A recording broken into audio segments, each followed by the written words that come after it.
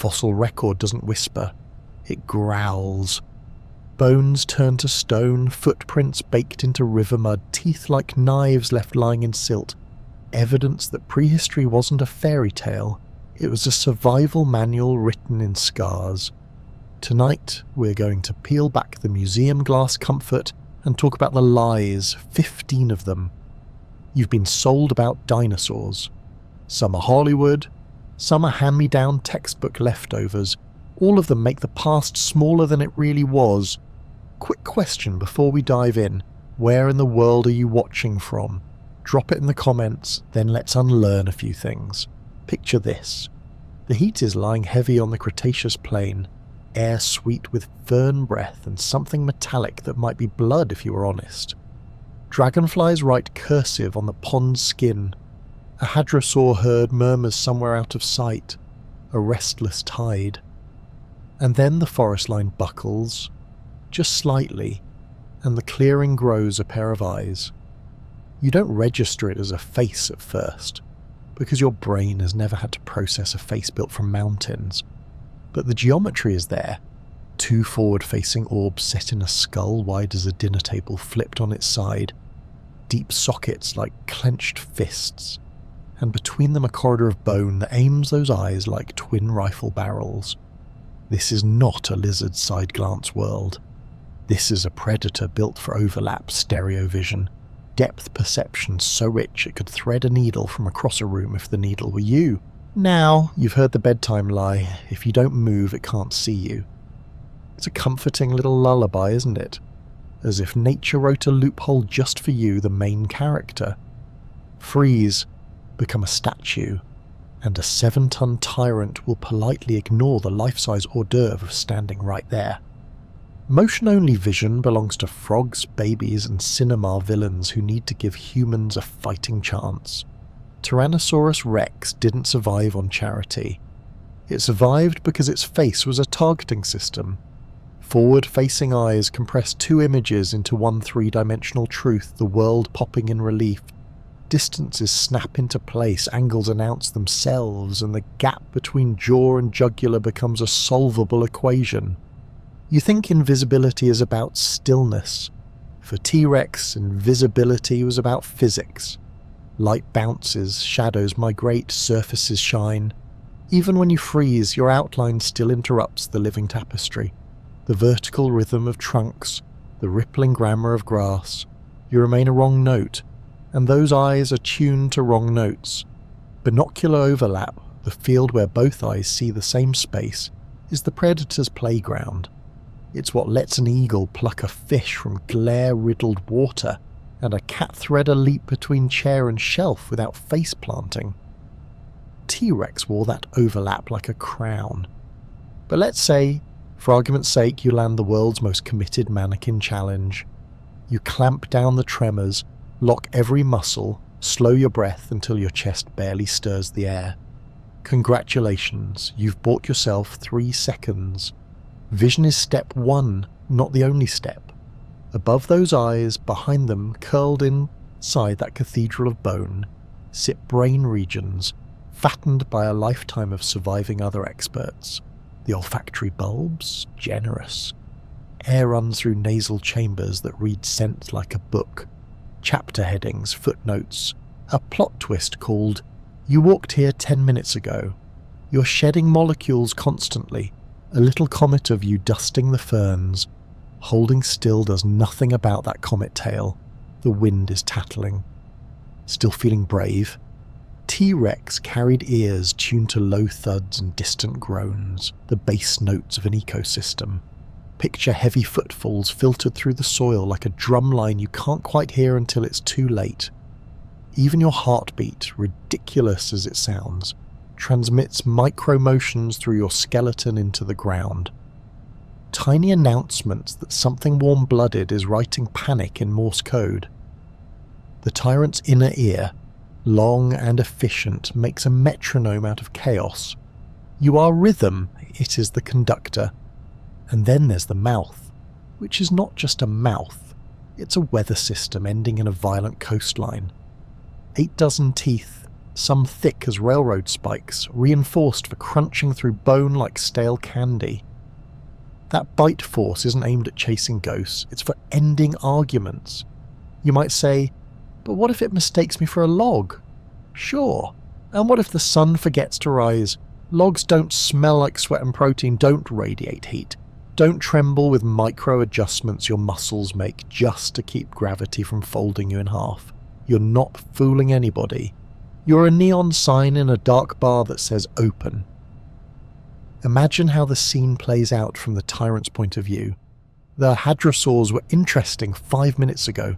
So many calories, so skittish. But a gust shifts and there you are, an unfamiliar spice wandering upwind. The head tilts, just a fraction, calibrating parallax. You're a fixed point in the grass, yes, but your edges aren't right. The light breaks on your cheek and refuses to do that on bark. Your outline pulls the eyes like a snag in fabric. The monster steps forward, and each step is a small earthquake negotiated by thighs like industrial pistons. The tail rises, not dragging, a counterweight drawing a line through space, balancing a body designed to pivot as fast as a sprinting thought. It doesn't rush. Why rush? This isn't a chase. Predators don't waste fuel on maybes. Step, sniff, taste the air. That wide tongue of wind slides past its palate and delivers your biography. The pupils huge, dark, aperture down, just enough to sharpen the world. The binocular field narrows onto your vis, depth locks in. Your distance is a solved problem, a number somewhere between jaw opens and jaw closes. Your stillness, meanwhile, is cracking. Your knees itch with lactic acid. Your shoulders whisper mutiny. Your breath insists on a bigger sip. A leaf lands on your forearm and your nerve-ending scream holy war. The tyrant tilts its head again because even that leaf startled you, and the leaf's jump didn't match the breeze. Nothing moves in perfect silence. Even poise fails you. Maybe you're thinking, what about camouflage? A fair thought. Some dinosaurs wore patterns loud as a carnival, others blended like shadow eyes under moss. But camouflage is packed with context. You need the right colours, the right textures, the right stillness, and, this is the part people forget, you need a viewer who isn't already suspicious. You're not a fern, you're a biped with skin that shines where it shouldn't, with smells that say meat with opinions. Camouflage doesn't erase you, it just buys you time. Time is wonderful. Time is exactly what the tyrant is here to take back. Let's talk about that myth's origin story. The cute narrative trick where a giant will obligingly ignore you if you play statue. It's comforting because it offloads survival onto a rule, like the wilderness is a board game and you found the cheat code. But apex animals don't operate on your bedtime rules. They operate on feedback loops. Eyes pick up discrepancy, nose confirms identity, ears triangulate place, brain overlays all three into a decision. The decision is usually test. A feint, a step, a low rumble that vibrates your bones and sees which ones flinch. You flinch. Micro motions skitter across muscle like lightning under skin. The test is over. There's also the inconvenient scale problem. At the size of a small building, T-Rex's view of the world runs higher, bigger, smoother. Tall things notice tall things.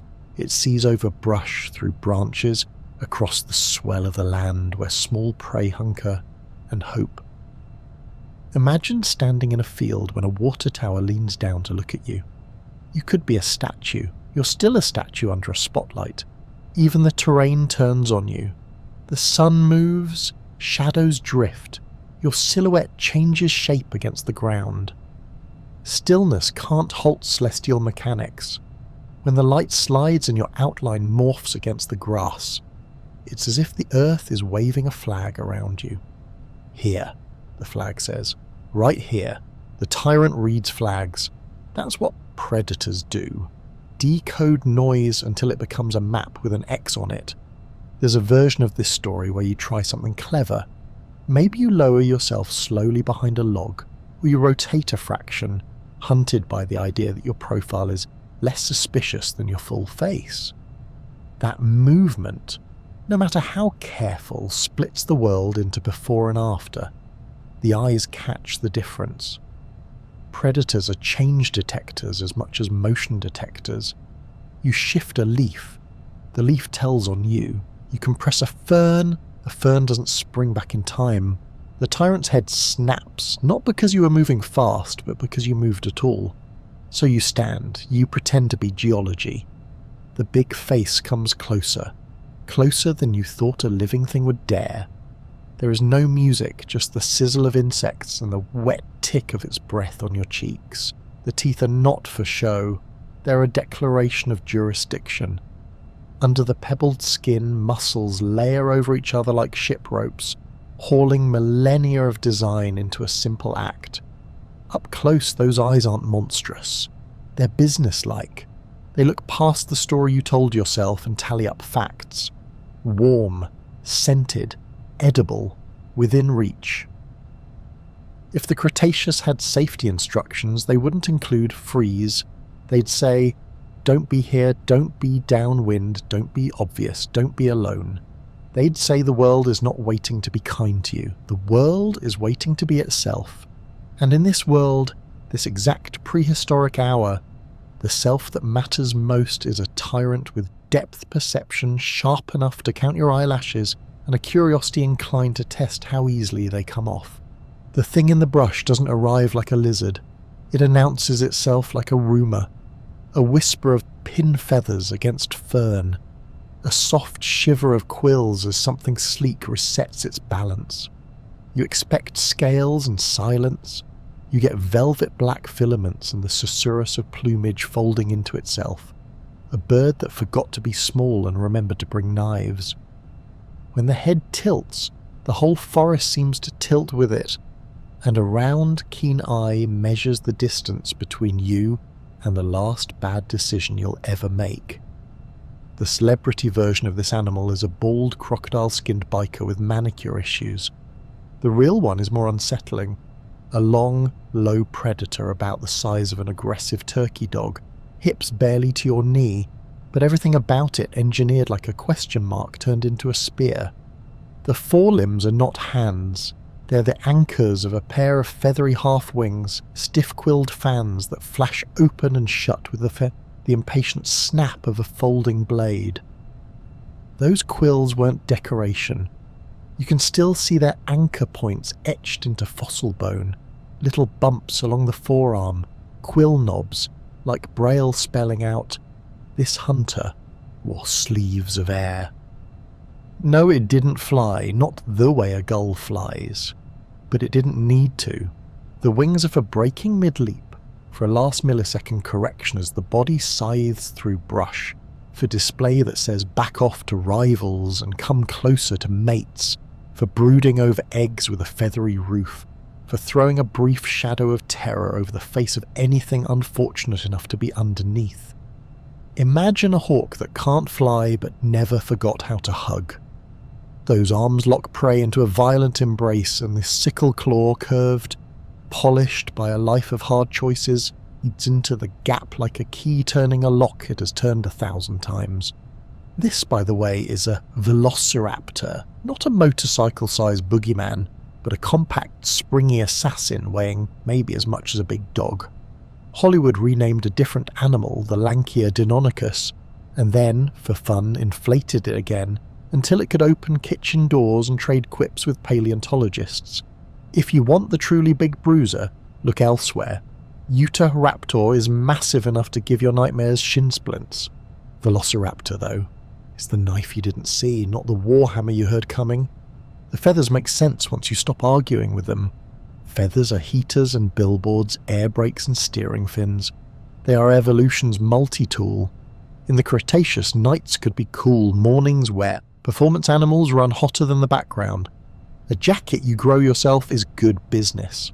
And if you still think feathers aren't scary, consider the modern dinosaurs. Cassowaries with knives for toes that send hospital staff to Google avian trauma protocol. Now staple that attitude to a mind that never saw a fence and a tail stiffened by rods of bone that turned the whole body into a gyroscope. Cute? Number. Efficient? Tragically. Colour? Oh, it had colour. Not because I want it to, but because time cheated and left us a few receipts. Under microscopes, fossilised pigments, melanosomes, held their shapes well enough to sing a little. In some cousins, we see glossy raven-black iridescence, the kind of oil-slick sheen that makes sunlight look like spilt gasoline. In others, stark banding, candy cane tails that flash through scrub like danger tape. In one spectacular show-off, a crest lightly burned with warm reds over a checkerboard body you could spot across a river.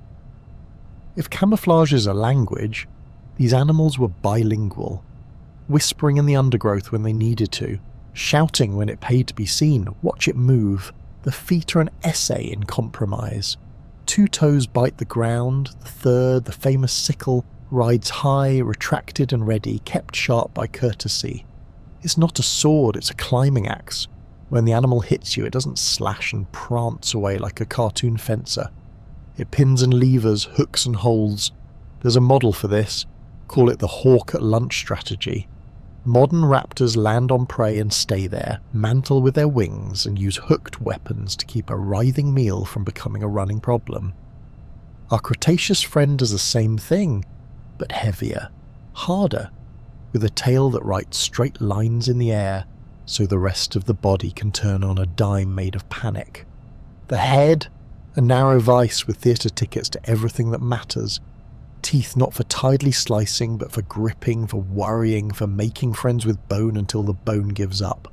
The nose runs long, airfall into a labyrinth of olfactory space, a smell brain that reads the day's headlines in stink. Herd passed here, something bled there. A mammal with delusions of stillness is trying not to breathe just behind that cycad's fan. The ears sit wide for stereo, and the eyes are big because the world is complicated and meals are twitchy. The whole skull is a compromise between lightness and leverage, a bird's head that took night classes in demolition. Let's pause for the wardrobe department, because the myth of drabness dies hardest.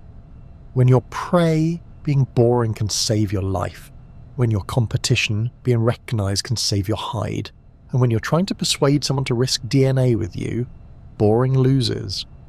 Feathers allow pattern the way language allows poetry. Bars, speckles, throat patches that flare like strikes of lightning. Velvet dark that drinks light. Pale bellies that erase a shadow. Bold eye lines that turn a glare into a threat display. If you've ever watched a crow tilt its head and catch the sun just so, you've seen a ghost of it, a black that becomes every colour. Imagine that on a predator built to move like a thrown question. It doesn't live alone in your head either. The lineage is a hallway. Open any door and you hear the same echoes. A wishbone bracing the chest like a tensioned bow. Hollow bones laced with air sacs that turn breath into a two-way street. Oxygen flowing even as lungs rest between beats. A tail made not for dragging but for argument. No, we turn now, we turn now, we turn. Stiffened by slender rods that run like rebar. Feet that perch as easily as they pounce. Claws that scratch stories into bark and enemies alike. If a modern hawk is a sword, this is a sword that remembers being a scalpel. You want social drama? The fossils are stingy gossipers. Sometimes they give you a mass grave, a tangle of similar bodies that smells like a pack or like a drought or like a flood that deposited the clumsy together. Did these hunters cooperate, or did they merely tolerate each other, the way crocodiles do at a buffet called river crossing? The safe bet is messy, opportunism wearing the mask of teamwork.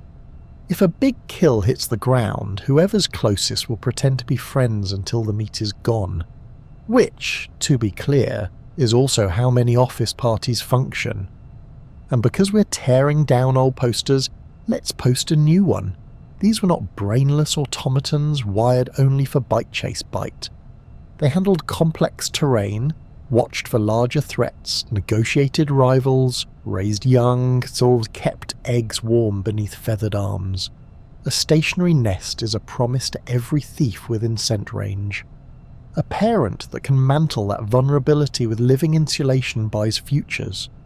There's a tenderness in that image that will irritate the part of you that wants monsters to stay monstrous. Keep the irritation.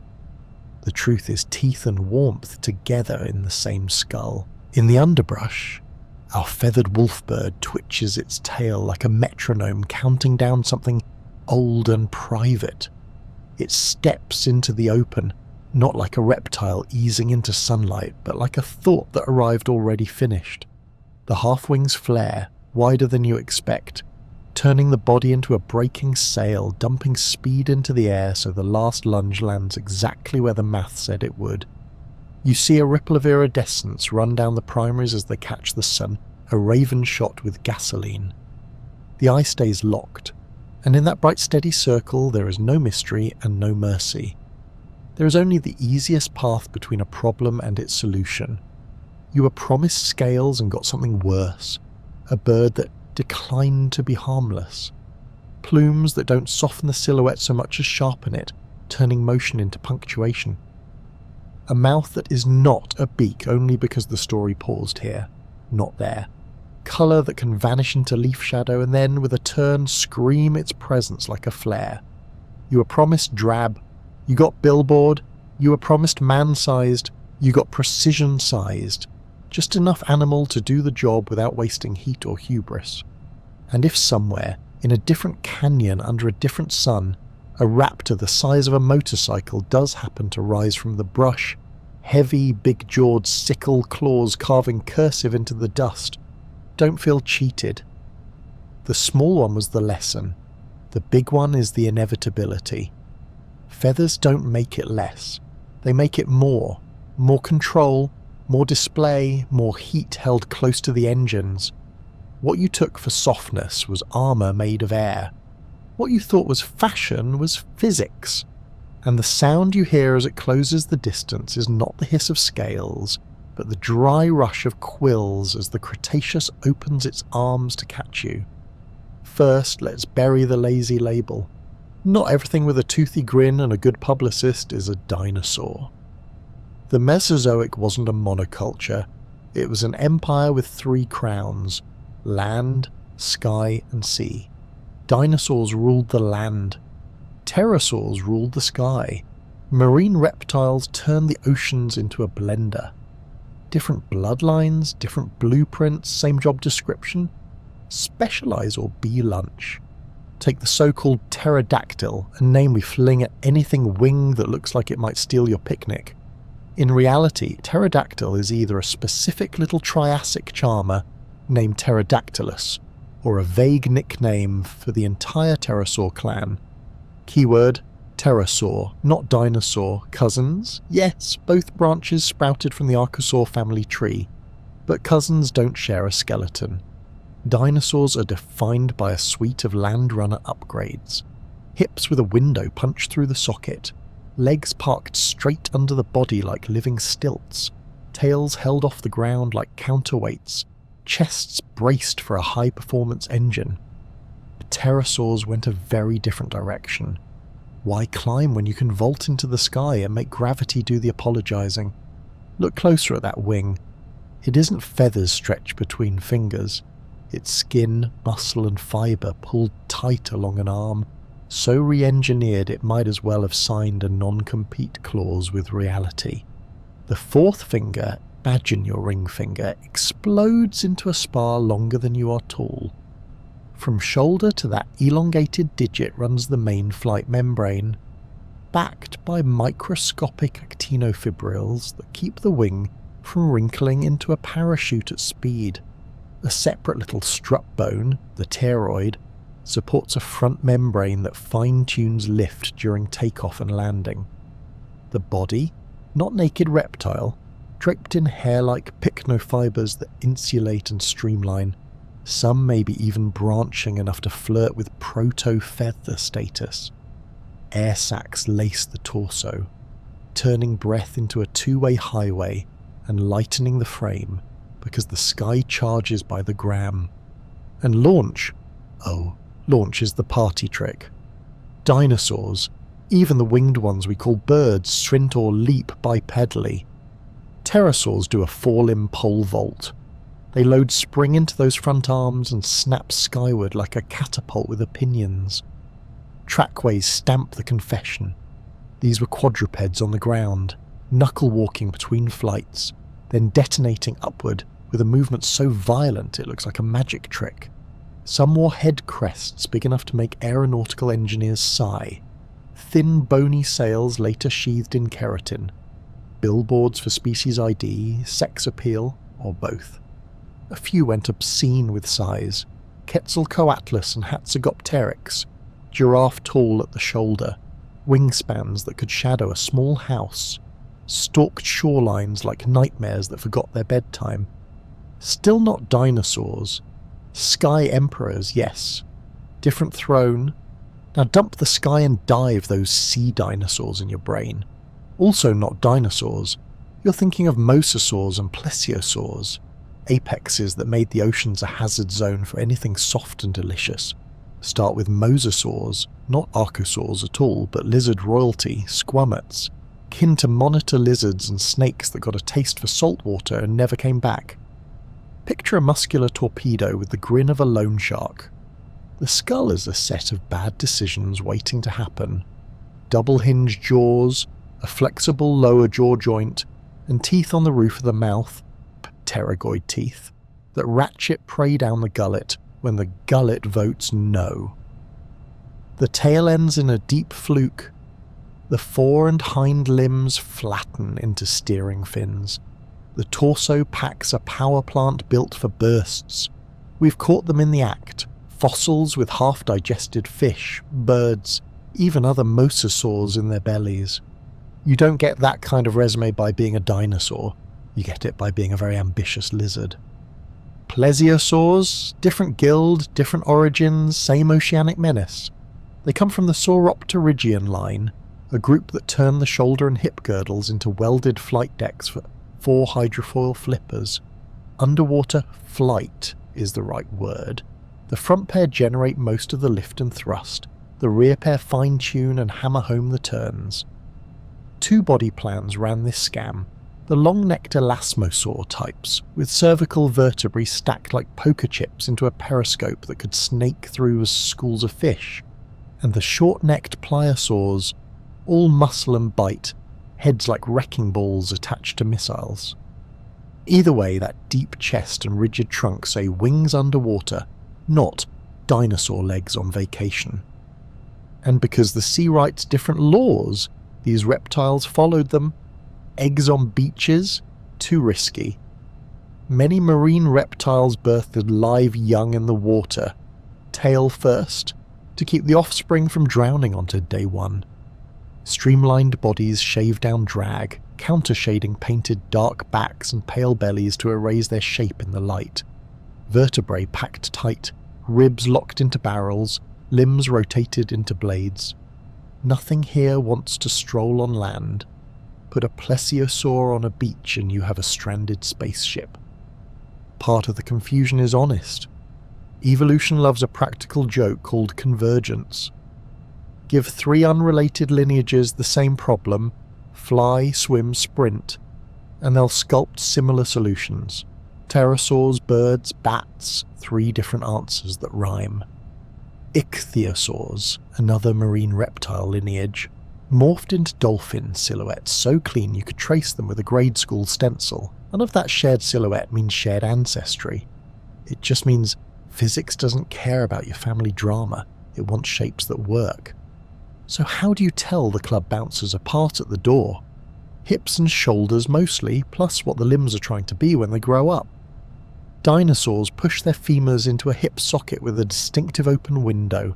Their knees and ankles line up for forward power, not splayed scuttle. Many walk digitigrade, on their toes, turning feet into springs. Pterosaurs declare themselves with that monster 4th finger and a toroid bone no dinosaur ever owned. Plus those flight membranes and quadrupedal ground gates. Marine reptiles trade ankles for paddles and tails for fins. Their limb bones flatten and multiply, joints stiffen, and the whole chassis commits to water so hard the land becomes a rumour. There's also the ecosystem math. Land in the Mesozoic was dinosaur politics. Herds, ambushes, interspecies Mexican standoffs that wrote their minutes in footprints and teeth marks.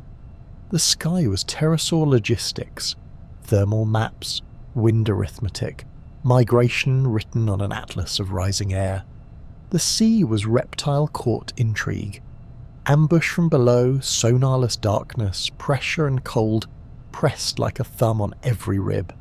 You can't swap these players cleanly. A tyrannosaur would drown in a minute. A mosasaur on land is a failing comedy act. A pterosaur underwater is a kite with delusions. Even the celebrity roll call betrays the split. The toothless, crested fish snatcher with a wingspan that embarrasses small planes. Pteranodon, pterosaur, not dinosaur. The oceanic rap god crashing through your mental aquarium, all scars and swagger. Mosasaurus, lizard mafia, not dinosaur. The swan-necked ghost of the lake monster myths. Elasmosaurus, plesiosaur, not dinosaur. Your flying dinosaur is a sky cousin. Your sea dinosaur is a lizard or sauropterygian turned torpedo. Meanwhile, the only true flying dinosaurs are birds. Every pigeon, crow and gull an airworthy theropod with better bedside manners than its ancestors.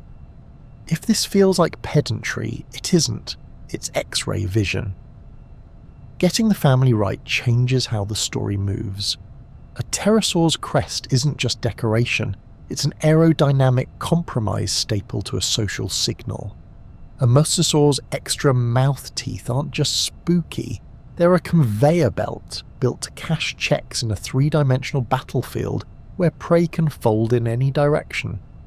A plesiosaur's four-flipper stroke isn't just elegant, it's a power solution that lets you accelerate, brake, and sidestep in the same breath. Call them all dinosaurs and you blur the engineering until it looks like magic. Call them what they are and you can hear the gears. Picture the coastline at dusk.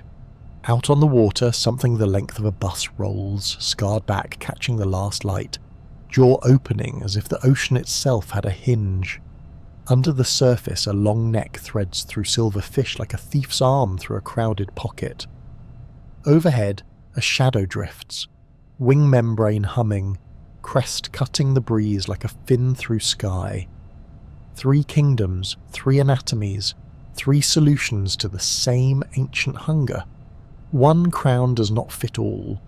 And that's the point. The past isn't tidy, and it isn't trying to be. It's busy. It's specific. It's full of monsters that aren't the monsters you thought they were. Worse, because they're real.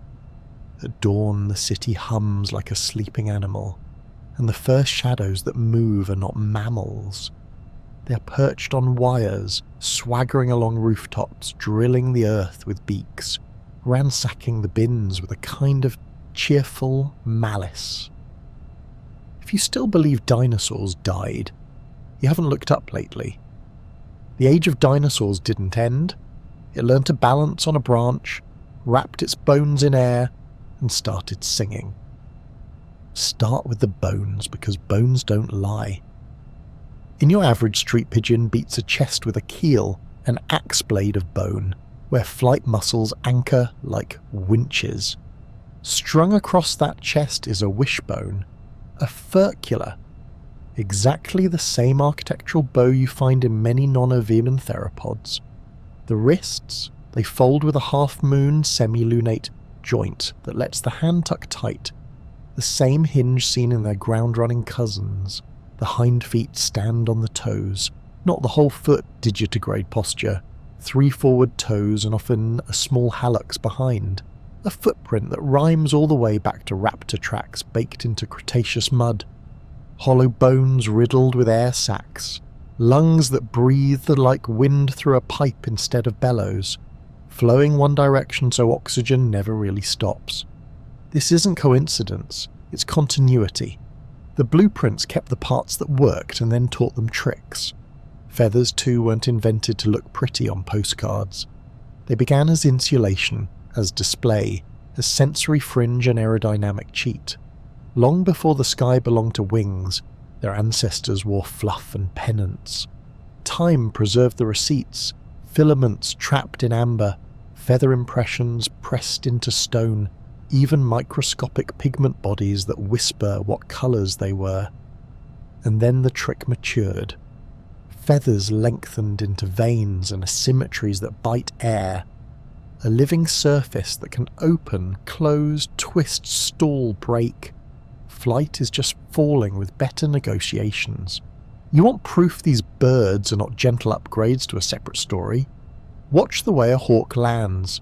The wings flare, the tail, that stiffened rudder of interlocking bones, fans wide, the feet snap forward, talons like black hooks ready to close the book on something's afternoon.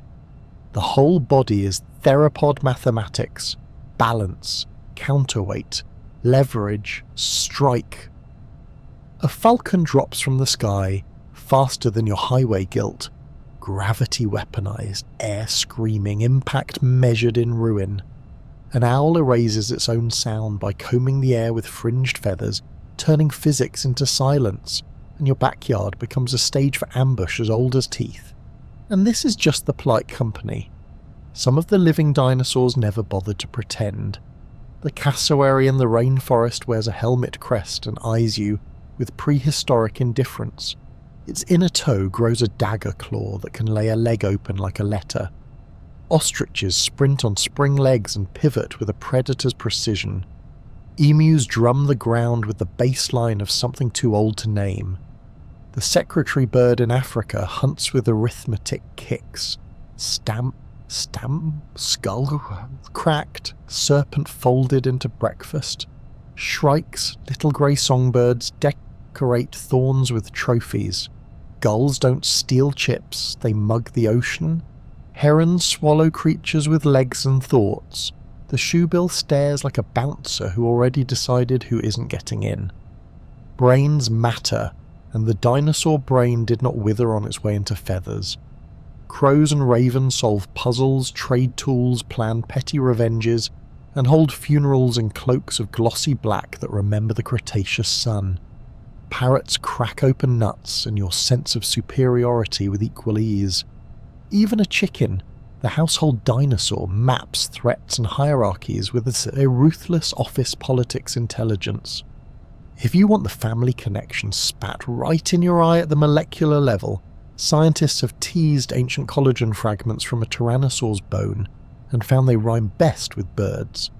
The line of descent is a road, not a rumour. Reproduction tells on them too.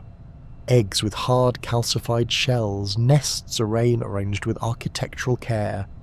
Adults brooding with bodies held over clutches, arms, wings arched to make a tent of warmth and warning. Fossils caught over aptorosaurs frozen in place above their eggs, the same pose you see when geese refuse to move from a storm. Tiny medullary bone, calcium-rich stockpiles for shell making, has been found inside dinosaur bones and also in egg-laying birds. A physiological bank account for motherhood that spans an extinction boundary like it didn't notice. Some non-avian dinosaurs sleep with heads tucked under the forelimb, a bird's bedtime gesture pressed into rock. Others carried gizzard stones. The stones show up again in birds, grinding plant matter with the efficient malice of a mill. We like to imagine the asteroid was a curtain call, lights out, applause the end. Reality was a long, bitter intermission. Firestorms baked continents. The sky filled with grief and dust. Food chains snapped like violin strings. In the ash, the survivors were small, generalist, opportunist. The best guesses say some bird lineages. Ground-hugging, seed-crunching, wetland-clinging, walked through the bottleneck because their menus could wait out the famine. Seed store sunlight. Beaks that could crack them were can openers for a dead world. Toothed birds with specialized diets vanished. The toothless ones with flexible tastes threaded the needle. When the light came back, the trees refilled with ghosts that weren't ghosts at all. Don't make the mistake of thinking the line is a straight ladder, each rung a neat improvement. The fossil crowd is messy with experiments. Archaeopteryx wore a long, bony tail and teeth, feathers on the arms that could fly or almost fly, depending on who you ask and how generous their definition of soaring feels. Microraptor tried 4 wings and probably glided between trunks like a shadow with opinions. Confucius ornis shortened the tail, stretched the veins, kept the beak. Hesperornis stayed in the water with teeth and tiny wings, bird bones, reptile grin. A sleek nightmare with a loon's job. Evolution scribbled in every margin, and only some scripts got renewed for another season. Walk your museum's theropod gallery and play Spot the Bird. Wishbones bracing narrow chests, S-curved necks on long poised skulls, tail vertebrae stiffened by rods before they finally collapsed into the fused tail fan we call the pygostyle. Hands that lose fingers until the ones left are all about the swing stroke of a wing. Pelvises reshaped to bring the legs tight under the body for efficiency. Stomach contents with fish and lizards and berries, tooth wear patterns that speak of omnivory, trackways that say flocking, hunting, fleeing, dancing. The ground animals were already carrying the seeds of the sky. Even the airflow writes lineage. A bird inhales and the air doesn't just inflate lungs, it pours through into posterior air sacs, then moves forward into anterior sacs, then out, continuous, a wind tunnel. Some of their dinosaur ancestors had vertebrae hollowed by those same sacs, a lacework of pneumatization bored through the bones like a rumour whispered again and again. That system cools the engine and lightens the frame. It also means the animal moves like a bellows upgraded to a turbine. When a heron lifts in front of you, you're seeing an antique miracle revised until it looks easy. Look at the feet. Always the feet. Raptors, the birds this time, carry a rotating toe for grip. The echoes ring in dromaeosaurs with their sickle claws up off the ground, kept sharp. Chickens scratch like tiny theropods auditioning for a job. Waterfowl's webbing is a thesis on drag and thrust. Shorebirds write fever charts in the mud with needle toes that hunt by touch. Owls have feathers on talons that feel what they strike. A gull's foot is a boat. A woodpecker's is a clamp. Specialised violence everywhere. And then there's the face. Strip away the feather masks and the keratin beaks, and underneath is a skull that solves problems like a toolkit. Hinges, struts, levers. Many birds move bones within the skull, cranial kinesis, to tweak the gape, to manipulate prey, to pry seeds from armour. It's not just peck. It's open, pinch, shear, swallow. A choreography of bone learned in the dark centuries when the wind was a teacher. You can watch a crow wedge a nut in a crack and hammer it open with a decisiveness you recognise from something older.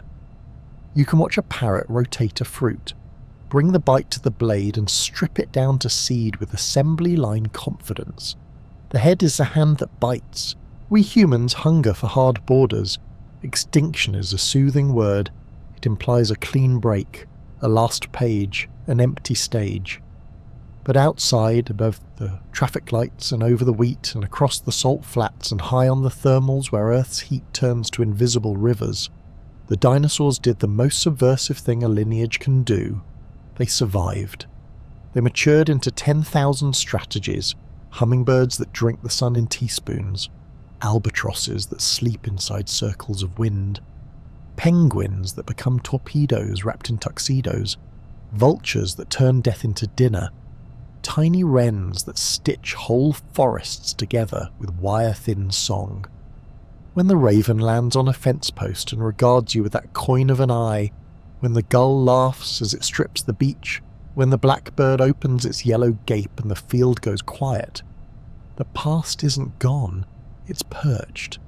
It's watching, weight settled over toes, tail flicking once to balance.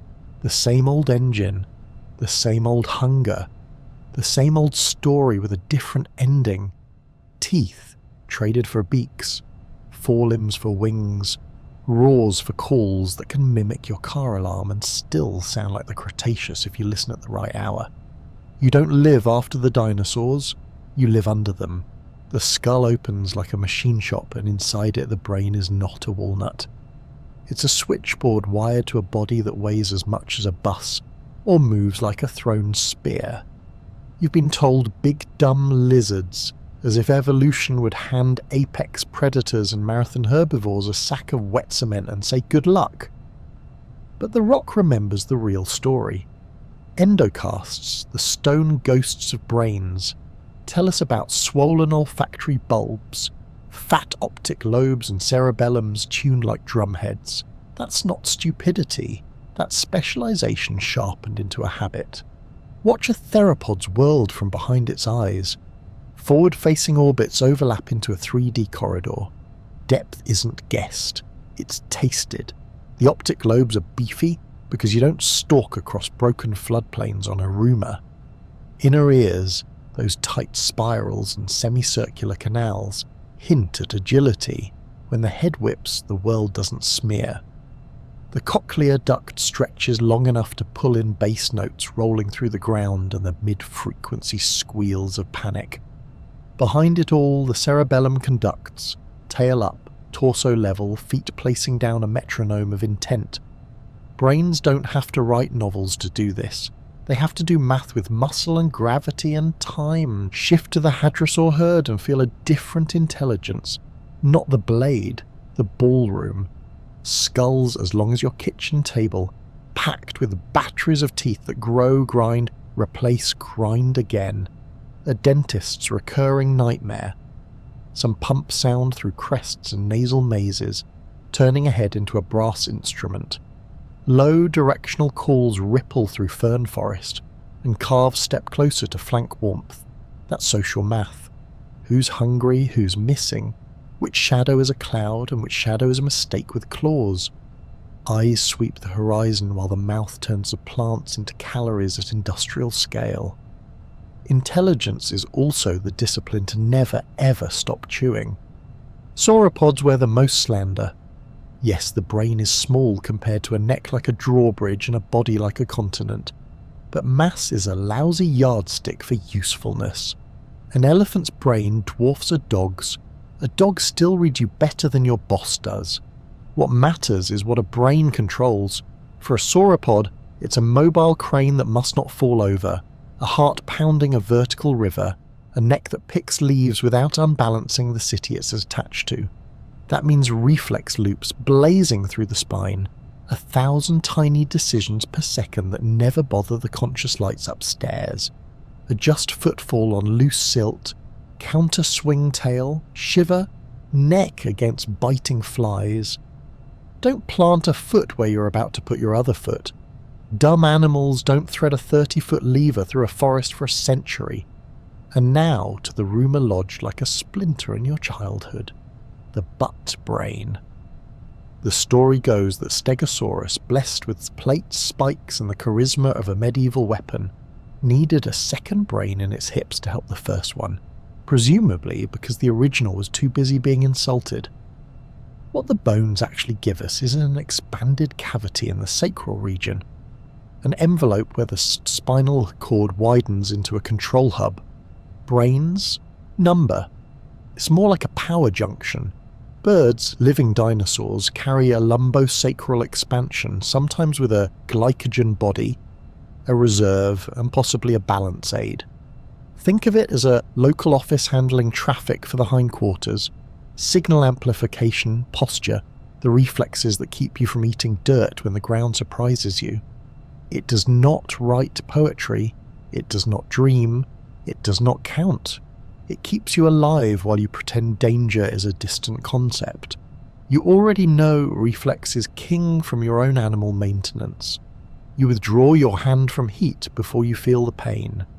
Dinosaurs ran on that same layered sovereignty. Spinal central pattern generators choreograph gaits. Walk, trot, run, so the higher brain can spend its precious time on decisions that can't be automated. Turn left into shade, turn right into ambush, keep the calf between you and the teeth. A stegosaur's spike slam isn't committee work. It's a spinal verdict delivered in milliseconds, informed by muscle memory hammered in over a lifetime of not dying. If you want her tender evidence, go to the nests. A ring of eggs set just so, the impression of feathers or limbs mantled over them like a living roof. Tiny growth rings in hatchling bones telling you they didn't sprint out of the shell into taxes and warfare. They lingered. Maiasaura, good mother lizard, left a neighbourhood of nests and the remains of young that stayed long enough to outgrow the waddling helpless stage. That's not instinct glued to an empty stare. That's care. Oviraptor, once framed as a thief, died guarding what it was accused of stealing, arms spread, head tucked. Exactly the pose you see when a goose refuses to cede the path to your car. Predators tell their stories in pathology.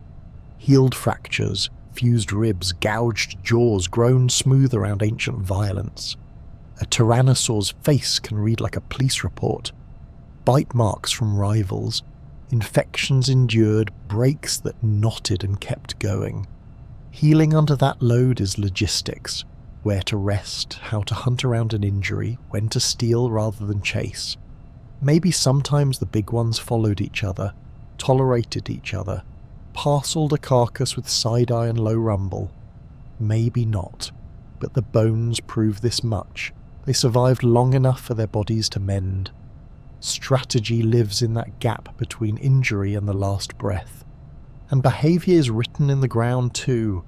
Trackways march in parallels, rows of footprints with spacing and stride that suggest a herd, not a parade of strangers. Small tracks nested among large juveniles flanked by adults. Ceratopsian graveyards hold hundreds piled by flood and panic, the kind of numbers herds make when the sky thinks it's a river. Even solitary ambushers leave hints of patience. Single sets of prints near a crossing, the thinned-down grass of a game trail intersecting with the indifference of claws. You want to talk smarts with teeth. Troodontids and their ilk carried brains scaled high for a reptile, senses turned up until the night peeled open. Big orbits drink light. Long cochlea sip sound where most ears give up. If you breathe, they can map you.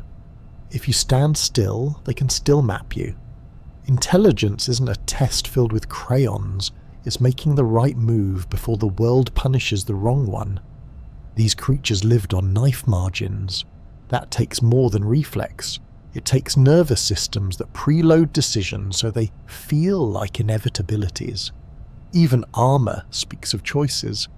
Ankylosaurs didn't just wear shields, their tails hardened into clubs backed by tendon-wrapped rods, a biomechanical bat swung with spite. Aim that without a brain? Good luck, spin too far and you expose your belly. Don't spin far enough and all you hit is air and your pride. Swinging a tail you can't see as geometry. Geometry requires a model of where your parts are, where your enemy is, when the ground allows the torque. That model lives in nerves and brain, updated with every step. Smell this world the way a tyrant did and watch the dumb lizard myth disintegrate. Air flows through a nasal labyrinth like a fingerprint. Scent stratified by height and heat. Wind carves lanes. Humidity fattens or thins the letters. Big olfactory bulbs mean that chaos becomes a sentence. Wounded hadrosaur half a mile moving slower than dignity. Follow that book through timber and you aren't guessing, you're reading. And listen to the resonances in the skulls that grew horns and frills. Ornament is not free. It costs calcium and heat and risk. You don't build a billboard unless someone is reading. Courtship, recognition, intimidation, the whole messy economy of faces. Herd animals with headgear large enough to cast noon shadows weren't grunting at random. They were operating within rules, even if the rules are only obvious when they break. This posture means stop. This angle, it means back off. This call means run now and ask questions never. Stupidity doesn't negotiate ritual. It crashes through until something breaks. but the fossil record is full of injuries repaired, conflicts survived, species that didn't just appear and vanish.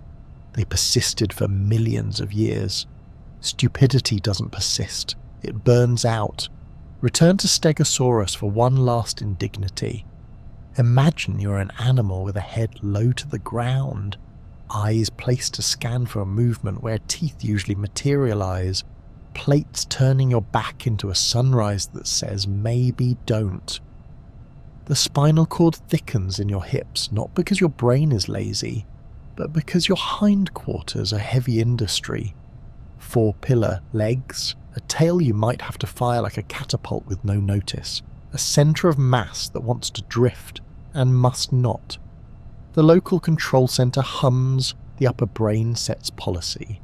Somewhere in a 19th century office, a scientist names that swelling a second brain, the myth takes root, and your descendants groan across a century of cartoons. Meanwhile you're alive, and later your spikes will bear gouges that match the contours of carnivore ribs, and a femur will heal around a fracture, and your tracks will cross a river mouth and not stumble, and the ground will say what your smear campaign denied. Nobody here is stupid. The secret is that nervous systems are expensive and evolution is cheap only where it can be. It will not waste neurons on vanity. It will not skimp where a stumble means extinction. So the dinosaur brain is not a punchline.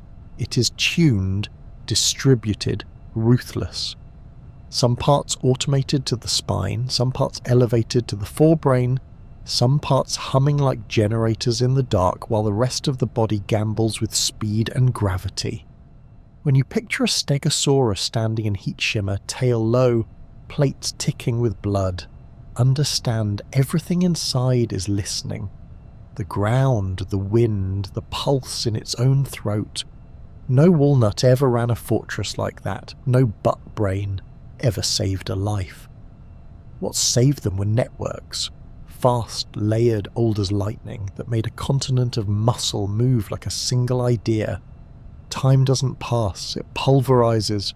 It grinds mountain ranges into whispers and turns continents into travelers, and it does the same to stories, especially the cozy ones where humans wave torches at thunder lizards or where a spiky plate-backed tank faces off against a tyrant with teeth like railroad spikes.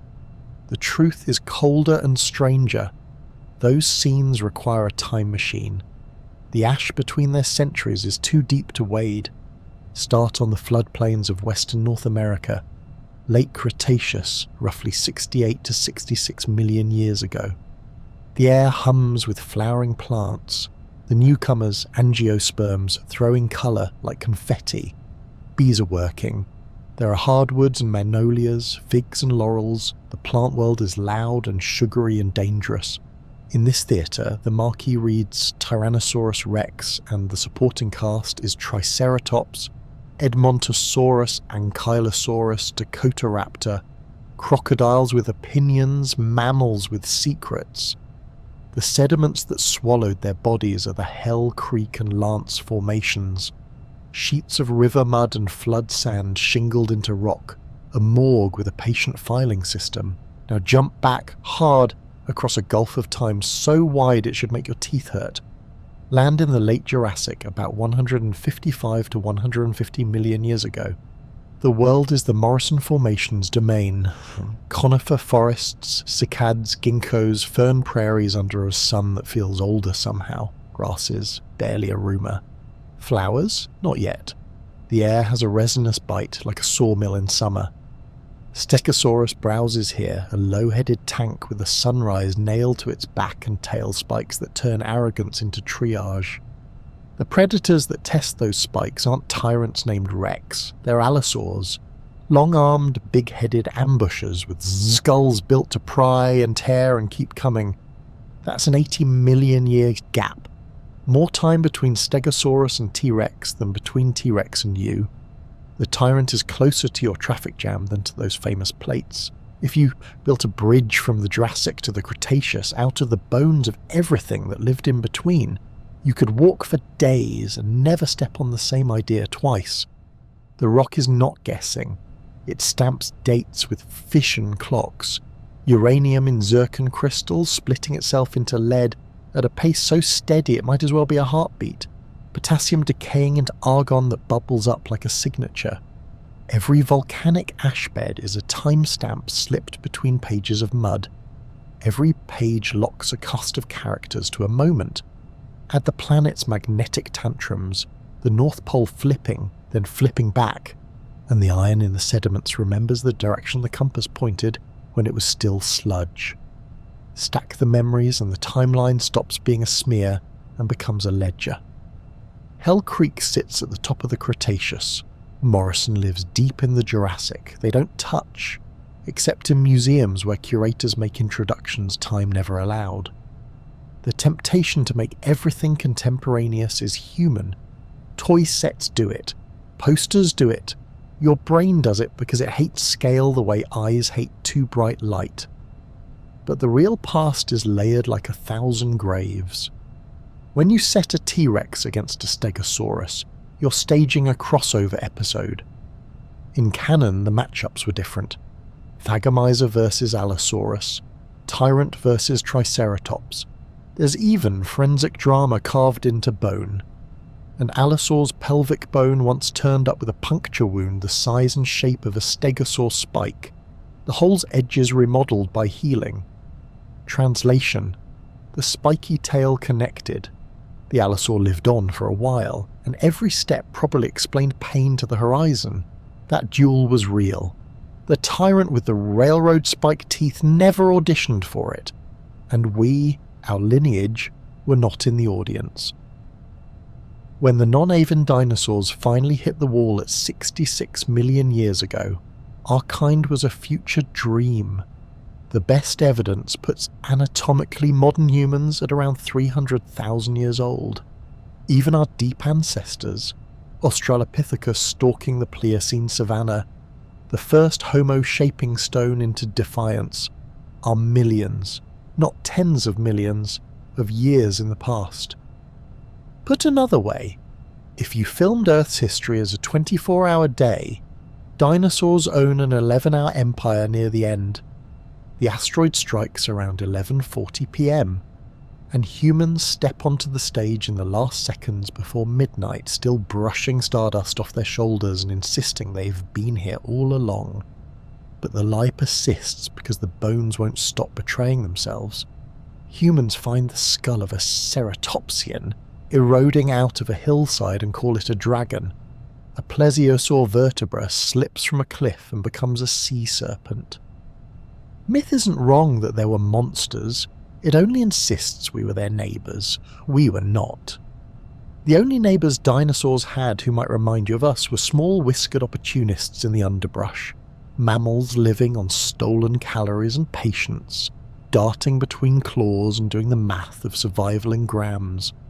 Those mammals did coexist with dinosaurs for more than 100 million years.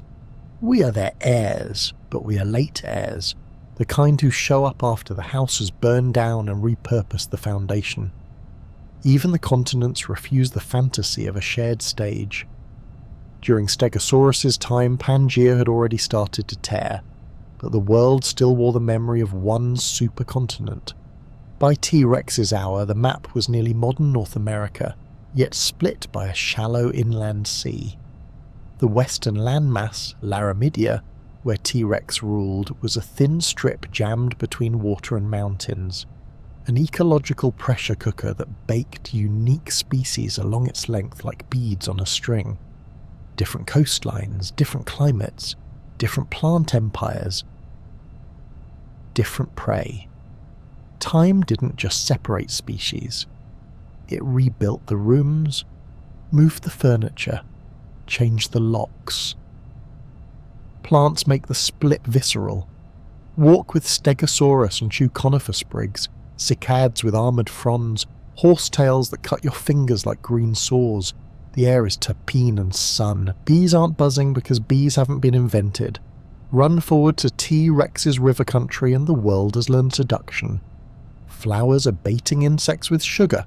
Fruit is bribing mouths to become legs for seeds. Grass is starting its quiet coup.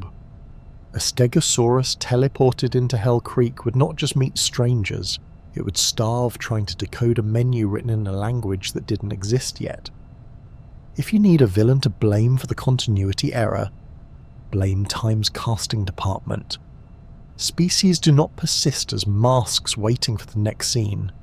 They bloom, fill a niche, split into local dialects of tooth and claw, and then vanish, leaving their successors to audition for the same roles with different scripts.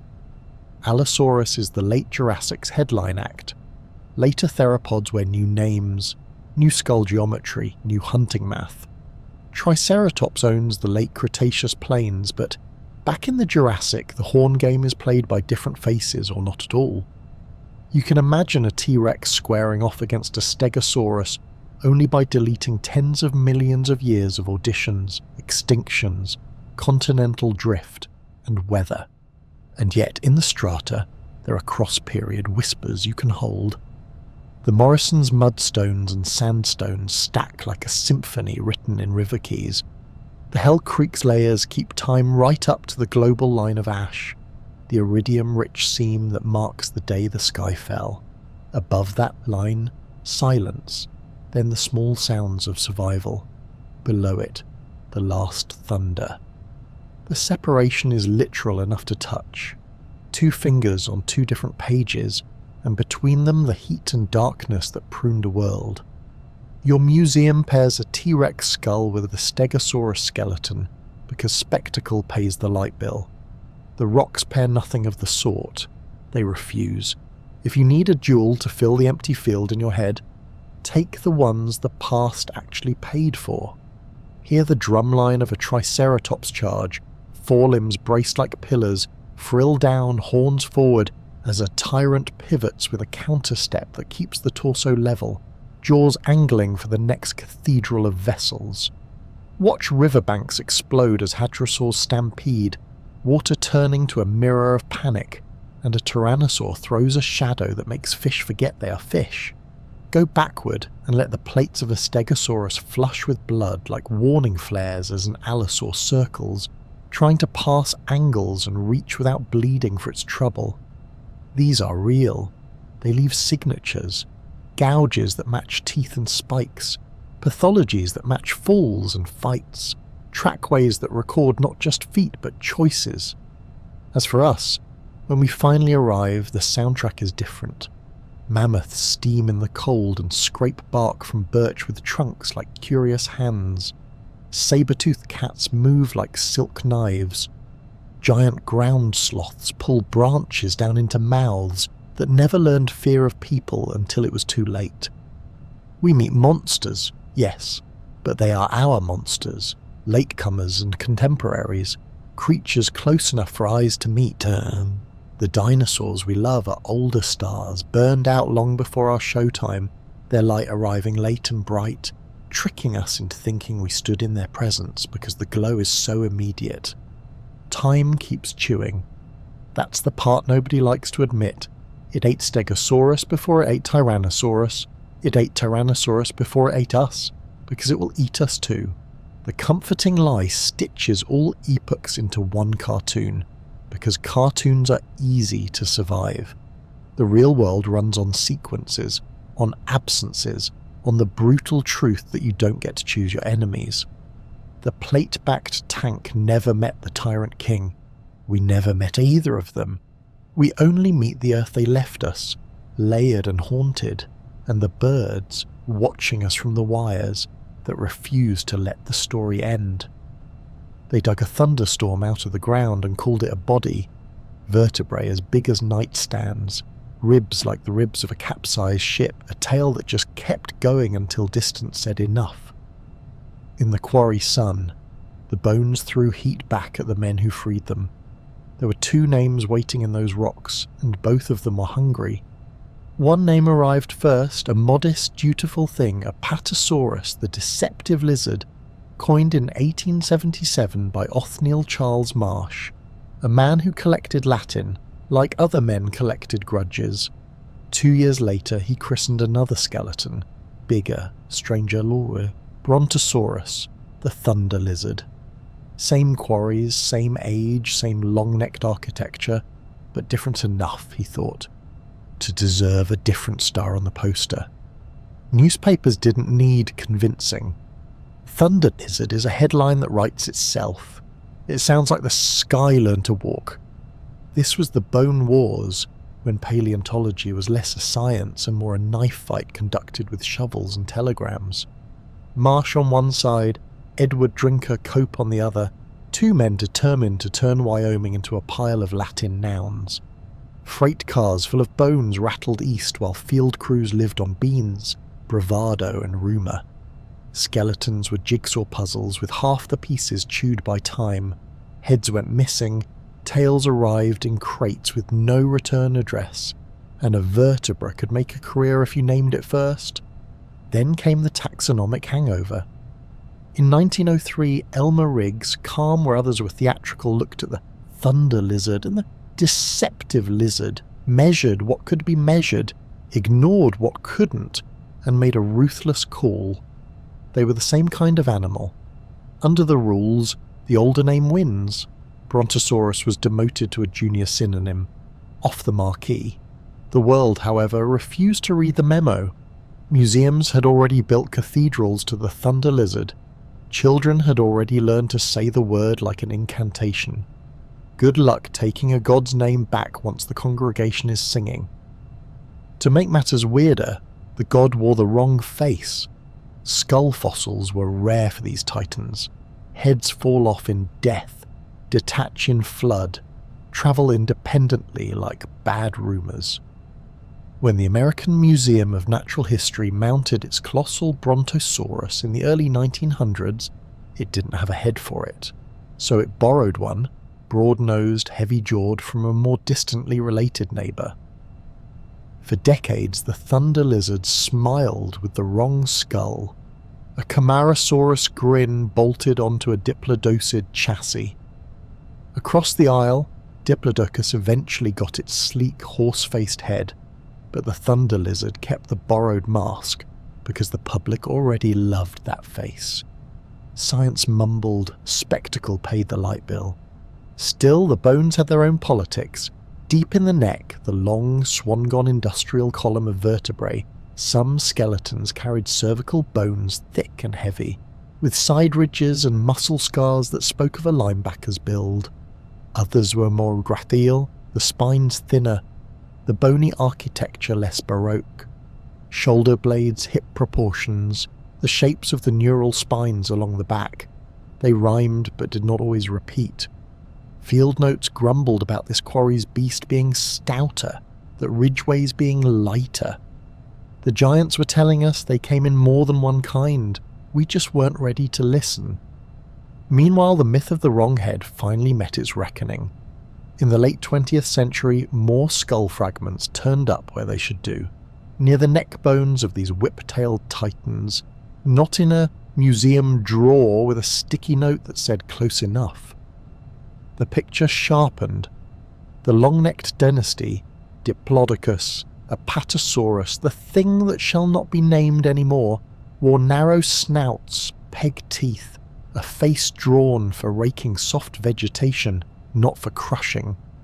The Camarasaurus smile was retired, apologetically, from mounts. The thunder lizard, whatever its legal name of the day, had been grinning with a borrowed jaw for most of the 20th century. It is difficult to forgive a statue for lying to you, even if you know the sculptor did their best with what they had. Then, like a ghost slipping back through a door you thought you'd locked, the old name came home. In the 2000s, a meticulous re-evaluation of the Longneck clan went vertebra by vertebra, spike by spike. A taxonomic autopsy with calipers. Not a press release study, but the kind that smells like dust and patience. The conclusion: some of those bones, especially the ones Marsh had fallen in love with, clustered away from Apatosaurus in consistent, measurable ways. The gracile neck, the differences in the spines and shoulder architecture, enough tweaks repeated enough times to justify a split. The paper didn't roar, It simply cleared its throat and said the quiet, heretical thing. Brontosaurus could stand on its own again. That's how science really moves, by inches and revisions, not decrees. Not everyone agreed. Some still prefer to fold the thunder back into deception, to say the differences are a spectrum inside Apatosaurus's living room. Others accept the resurrection with the caution that taxonomies are not the Ten Commandments. They're maps that get redrawn when someone finds a better pass through the mountains. But in labs and catalogues and careful captions, the thunder lizard's name reappeared, not in italics on a t-shirt, but in italics in a method section. A quiet vindication for a ghost that never stopped haunting gift shops. Set the paperwork aside and meet the anima under the lamp. Picture a body like a moving bridge, forelimbs pillar straight, hind limbs dock thick, a back that rose into a shallow arch before declining into the long tail. Not a whip wand of a tail like Diplodocus carried, all elegant kilometres of trouble, but a heavier cable with more authority. The bones beneath it braced for forces that don't care how pretty you are. Up front, a necklace swan and more crane, not fragile but precise. With that many vertebrae, the question isn't can you reach, it's can you reach without tipping the city you are attached to? The answer, unfailingly for millions of years, was yes. Now the world it walked. Late Jurassic floodplains knit from rivers that braided and unbraided like arguments. Fern prairies, conifers pumping bright resin into a sky that hung hot. Ginkgos throwing curious fans in the shade. No flowers yet. That invention belongs to a different century of Earth. But green was everywhere. This animal did not nibble. It strip-mined the canopy. Air flowed through a body laced with air sacs, bones hollowed by the same architecture that lets birds fly today. Not for flight here, but for lightness, for cooling a furnace that burned on plant sugar and sun. A heart big enough to send blood up a neck that could double as a causeway. Lungs that worked like wind tunnels, air moving through in one direction so oxygen was always on tap. You can't grow that big on bad engineering. And yet you are not looking at a clumsy miracle. Balance lives in the hips. The centre of mass whispers its orders. The tail becomes a counter-argument made of bone.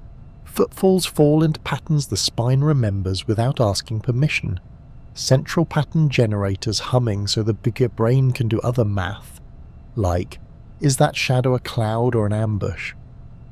In the herd, individuals space themselves. An etiquette written in thousands of tons, not colliding. Calves pace the safe side of towers and learn the ground the way we learn traffic. Somewhere in the mosaic of tracks the Morrison left us, parallel lines across old lake edges, you can see the choreography, not just motion, intention. Predators watched, because predators always watch. Allosaurs patrolled the same floodplains, skulls like serrated crowbars, forelimbs more honest than elegant. Their teeth left scalloped grooves on bones that later healed. Their claws cut stories into rib cages that kept rising and falling for years after. A healthy adult longneck was a problem, not a meal. The calculus of risk kept even the boldest honest.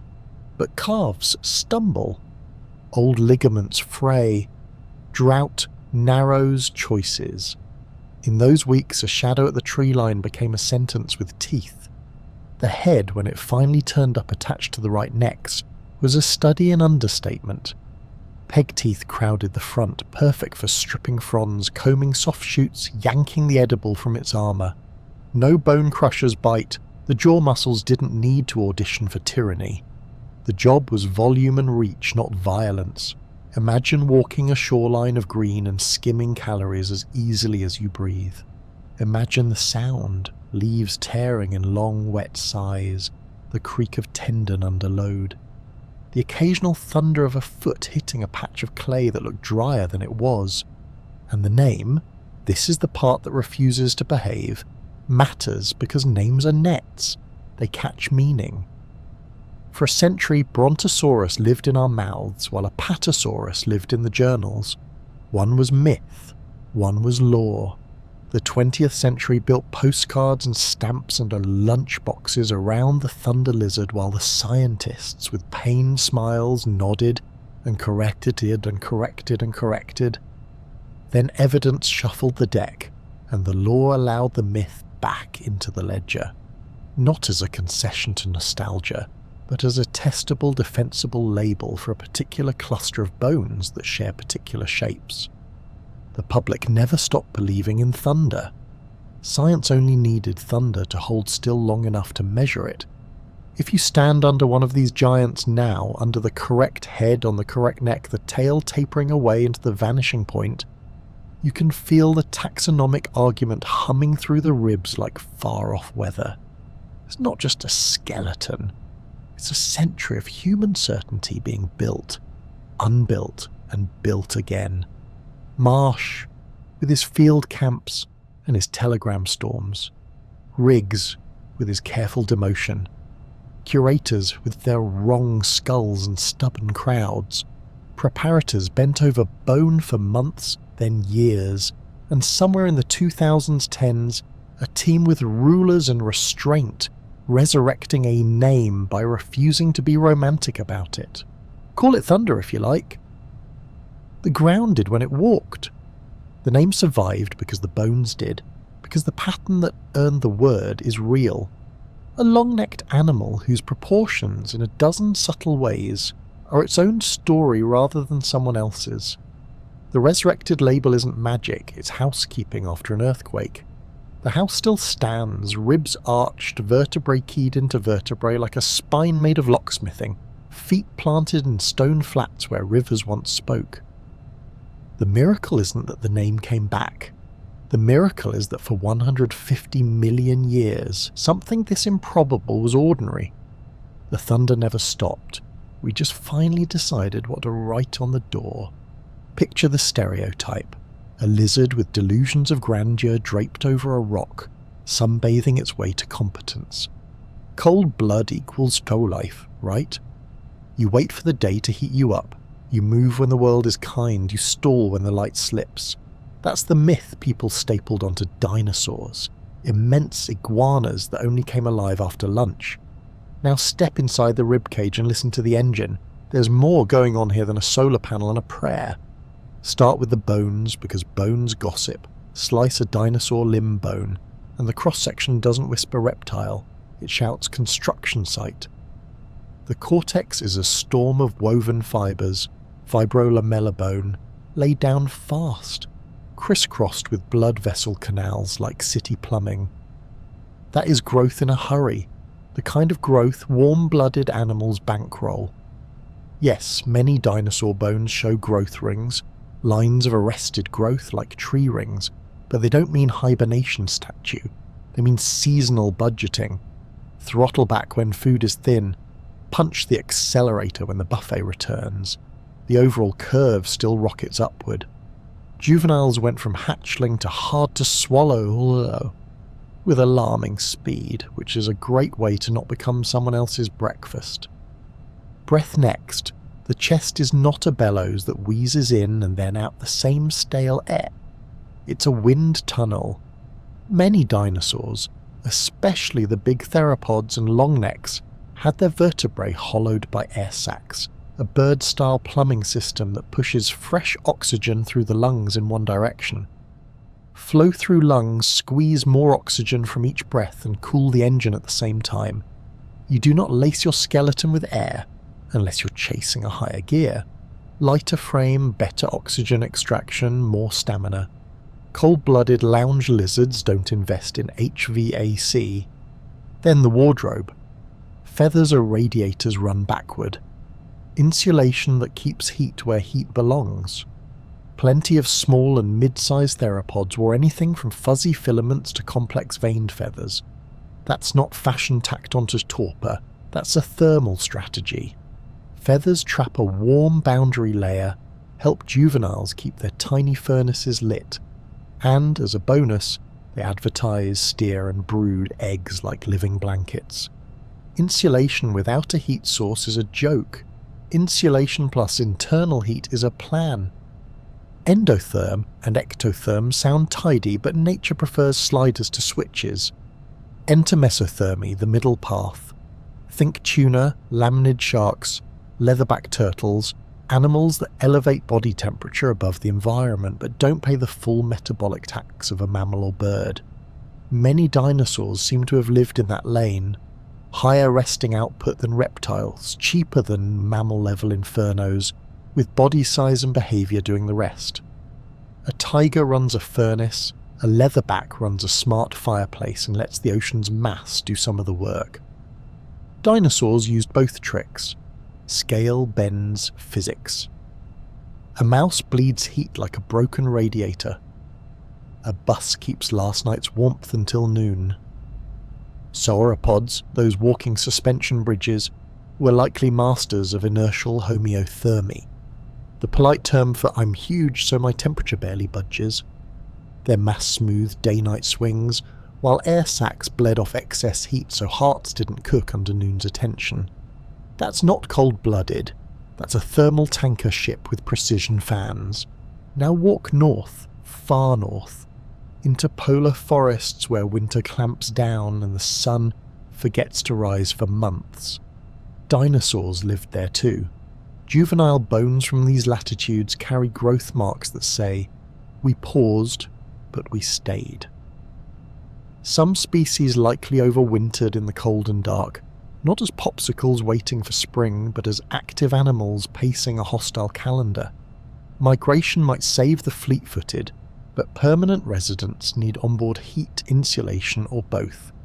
Cold-blooded couch potatoes don't write their names in polar mud. Speed leaves signatures, and not just in Hollywood chase scenes. Trackways show long, elastic strides. Hip heights and stride lengths let you back-calculate respectable cruising speeds. Does sprinting prove endothermy?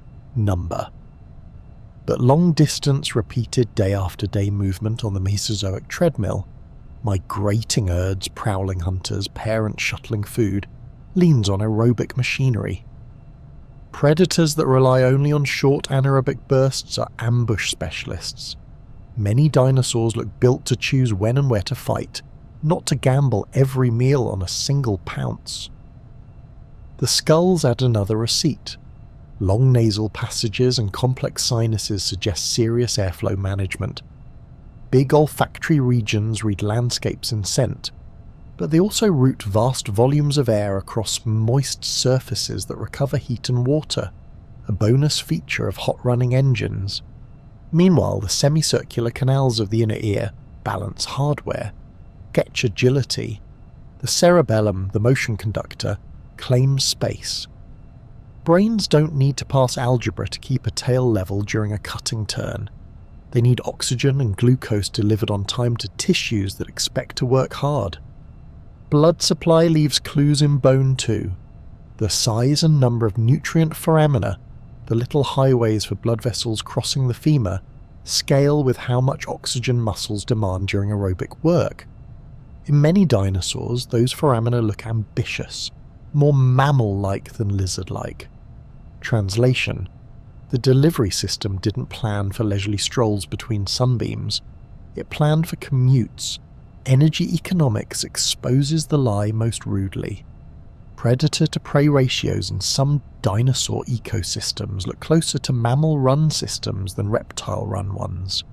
High-output carnivores can't be common, they burn too much. If your top hunters are everywhere, your system collapses. Fossil communities often show few big predators shadowing many large herbivores, a balance that hints the meat-eaters ran hotter than lizards and needed large, consistently available herds to feed furnaces, not space heaters. And the kids, always the kids, betray the family secrets. Rapid juvenile growth means early independence, faster escape speed, sooner reproductive payoff, but it's metabolically expensive. Nesting colonies, brooding postures, possible provisioning or at least guarding, all of that is an investment with a high daily burn. It's hard to square with a lifestyle that shuts off whenever the sun slips. You don't keep a nursery warm by wishing for noon. Let's talk villains of comfort, heat and lactic acid.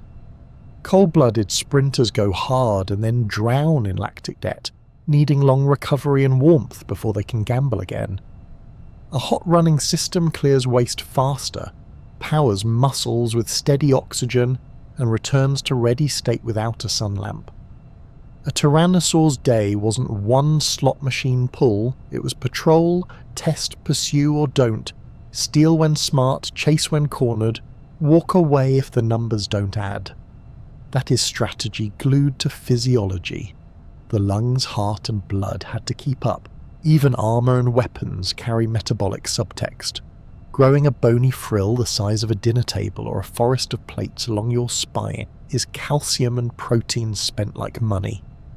Maintaining living bone under those displays, flushed with blood for signalling or thermoregulation, costs more.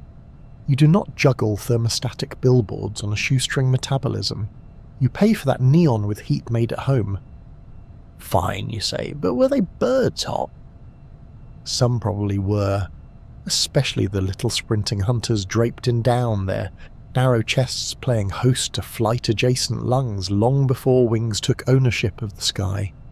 Others likely chose middle gears, elevated but thrifty, mixing behavioural tricks, shade, water, posture, with internal fire. The point isn't to staple a single label to an entire dynasty, it's to stop pretending the dynasty moved at one speed. Sauropods ran the thermal inertia game, feathered killers ran the insulation and engine game, horned herds ran the social thermo game, warm bodies packed in formation on mobile weather. Now step back and look at a day in this world. Dawn rasps across fernfields chilled by river breath. Small theropods wake already warm under coats of filament, flicking dew from primaries as if there were always wings. Hadrosaurs rise like a neighbourhood, steam lifting from nostrils in unison. A juvenile ceratopsian tests a sprint, overshoots, and returns with that clumsy majesty only youth can make adorable. The heart that powers the joke is not a sun-dependent coin toss. In the haze, a long neck reaches into higher air that hasn't warmed yet and doesn't care. Heat lives inside, the neck is a crane, not a thermometer. When noon finally arrives with its hammer, the problem flips from stay lit to don't burn. Air sacs dump excess like hidden radiators, blood shunts to surfaces, plates, frills, crests flushing like warning lights, maybe not just for show. Shade becomes strategy, water a coolant, dust a sunscreen. Cold-blooded myths don't need cooling systems, running engines do. Even night doesn't hand victory to torpor. Big bodies ride thermal momentum, small insulated bodies trap what they make. The dark fills with footfalls and low calls, with the soft thrum of an ecosystem that never truly shuts off. Predators audit trails laid down at dusk. Herbivores shift to safer browse. Eyes tuned to starlight sip photons. Ears drink the ground for news. Somewhere something tiny curls into a feathered ball and burns quiet calories until dawn. That's heat bought wholesale, not borrowed retail from the sun. You can still keep your sunbathers. There were crocodiles and turtles sprawled like living punctuation marks on the margins of this story, and even some dinosaurs probably throttled metabolism when the ledger demanded austerity. But the main text reads differently. The bones, the lungs, the growth curves, the trackways, the ecology, they chorus the same verdict. This was an animal world wired for motion, not a museum of statues waiting for light. Cold-blooded couch potatoes don't run continents for 100 million years. Hot enough, smart enough, built enough. That's how you hold a throne when the weather doesn't care. The first lie begins in a museum basement, under a rain of plaster dust and certainty. Early mounts pose dinosaurs like exhausted reptiles, bellies low, backs arched, tails ploughed into the floor like anchors. It looked natural because it looked familiar. like lizards, like cockatias, like the past taking a nap. Then the rock started talking back. Field crews found trackways, kilometres of them, script scrawled by feet across fresh mud that hardened into time. Step after step, clear as a footnote. No tail grooves, not once. The ground remembers what the tail did, and what the tail did was float. A counterweight carved from vertebrae and tendon held aloft like a tightrope walker's pole turned into geometry. Pick a theropod and watch the blueprint shrug off the old lie. Head heavy with bone and business up front, hips carrying the centre of mass like a secret. Tail stretched long behind, a lever balancing the crime. Inside struts of bone, neural spines and chevrons, rise and plunge, giving purchase to muscles that don't care whether you're watching.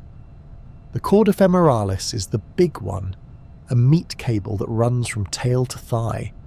Every time the leg drives back, that tail is the engine yanking on the femur, hauling the world behind. This isn't dead weight, it's a live transmission. Drop it to the ground and you cut the power. Even the herbivores refuse the drag. Hadrosaurs stitch their backs with ossified tendons, a lattice of calcified cables that turn tails into spring-stiff beams. Ceratopsians carried deep-bellied trunks and tails that cleared the earth because evolution hates useless scraping. Sauropods, those hydraulic question marks, held tails like suspension bridges, not tent stakes. When you're a continent mounted on legs, any extra contact point is a liability. Drag the tail and you telegraph your route to every mouth with an agenda. You also trip yourself on your own spine. The posture wasn't an option, it was survival math. Keep the torso level, hips acting as fulcrum, tail pitched to cancel the torque of a skull made to intimidate. Try it. Hold a sledgehammer straight out and don't let your shoulders taste regret. You're going to want a counterweight. Dinosaurs grew one. Out on a floodplain, a tyrannosaur ghosts between cottonwoods. The tail never kisses the dirt. It floats, line straight, a horizon drawn from muscle memory. Each step is a negotiation. Weight forward onto the stance leg, the other leg swinging through, tail flicking an inch to damp the wobble your eyes never see. Semicircular canals in the inner ear track head pitch and yaw. The cerebellum conducts the micro-corrections, spine-level pattern generators automate the beat. You don't drag a stabilizer, you wield it. If you want a tail groove, you can have one rare, weird, like a typo.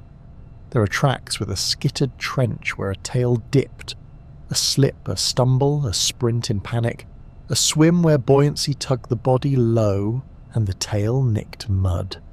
That's the point. It's an exception. The rule is clean. A highway without skid marks. A body tuned to move with as few signatures as possible because signatures get you killed. Now for the second lie, the one that refuses to die because it tastes better than the truth. The tyrant is a 50-mile-per-hour bus with teeth. It's a great fantasy. It sells t-shirts, opens movies, and lets you pretend the only way to escape is to be a better driver than a monster. But physics is a bully with a long memory, and it shakes the truth out of bone. Speed isn't just legs, it's what legs do to everything attached to them. As bodies get larger, mass climbs faster than muscle cross-section. The ground reaction force, what the earth returns when you punch it, rises until bone and tendon start writing complaint letters. Ligaments don't scale as quickly as your ambition. You don't get to grow a cheetah onto a dump truck and keep cheetah rules. The stride lengthens with hip height, sure, but stride frequency drops. There's only so fast you can cycle a limb the length of a person before inertia reminds you that meat has momentum. And then there's the penalty for error. A stumble at small scale is a shay. At tyrant scale it's a catastrophe. A misstep isn't a skinned knee, it's a multi-ton face-first encounter with geology, followed by the questionable mercy of your ribs. The fossil record is a hospital ward of survivals, healed stress fractures, fused broken bones, jaws chewed on by infection and still working. A fall at 50 miles per hour wouldn't leave a survivor to write memoirs in bone. It would leave a smear. Evolution doesn't build a career on habits that end with you becoming a grease pencil. Look closer at the limbs. Thighs like vertical pistons, shins robust, not dainty. The ratio whispers power and control, not suicidal sprint. The hips are a cathedral, thick arches of bone around a socket that bears the empire's weight. The tendons running from tail to leg are heavy cables, ideal for long, forceful strokes, the kind you use to accelerate to a terrifying but sane clip, to pivot with the tail as gyroscope, to surge through deadfall and floodplain without snapping yourself in half. Fast. Yes, faster than you can run. Faster than most things in its world needed it to be. But speed is not just velocity, it's decision time. A predator that runs too fast into the unknown becomes a statistic. You can, if you like, whisper the jargon. The Froude number does its quiet bookkeeping. Speed scales with the square root of leg length and gravity, and the breakpoints between walking, trotting and running widen and shift as bones grow. That math will let the tyrant lope respectably, and perhaps sprint decisively in short bursts, but it won't hand it a highway ticket. The energy budget refuses, the stresses veto. The calculus of what if I fall stamps a red denied across the fantasy. What did the king actually do? It patrolled, it tested, it cut angles instead of respecting them. When a herd of hadrosaurs jumped, it didn't drag race. It read the geometry of panic and appeared at the exit. It worked the wind, nose full of inland sea and rotting things and ulcer blood and the sweet stink of herbivore breath. It stole from other killers when the numbers worked and hunted clean when the numbers didn't. It moved the way big cats move when they have all day, and a reputation to maintain, deceptively calm, then irreversibly committed. The step changes, the world rearranges, and the only fast that matters is how quickly the situation goes from fine to over. Do you want speed? Watch the solar ones. Dromaeosaurs with tails stiffened into yardsticks could pivot like a thought. Ornithomimids, the bird mimics, ran with the ostrich-turned profanity across floodplains, the tail a tightrope pole that erased wobble with a flick. Juveniles of almost any family burned daylight with ridiculous sprints that tested tendons and boundaries. Speed lived inside the middleweights. In the titans, it turned into something else. Authority. Meanwhile, the tail keeps talking. It is not a mere balance bar, it is a heat sink, a blood-flushed billboard, a lever, a muscle vault. In some, it holds quills or keels that angle light and conversation. In ankylosaurs, it weaponizes into a mace head, a knot of fused vertebrae swung by tendons that would win arm wrestling contests with trucks. In stegosaurs, it ends in stakes, thagomizers, that have punched holes through predators and through a century of smug cartoons. These tails don't drag because they have things to do. Back in the museum, the mounts have been corrected. The old tail ruts in the diorama sand are gone. The bodies have lifted into lines that look suddenly alive, as if someone tightened a cable and the skeleton remembered its posture. Kids walk under a tyrant and sense, without equations, how the tail stretches the animal's intent out behind it, how the head seems less like a cannon and more like a sightline. They will ask if it could outrun a car because movies are good at lying. You can say this. You don't need to be a car when you're the road. On a Cretaceous evening, the light is going golden mean. A herd edges the river, shuffling, gossiping in the low frequency of animals who learn to whisper because screaming attracts geometry with teeth.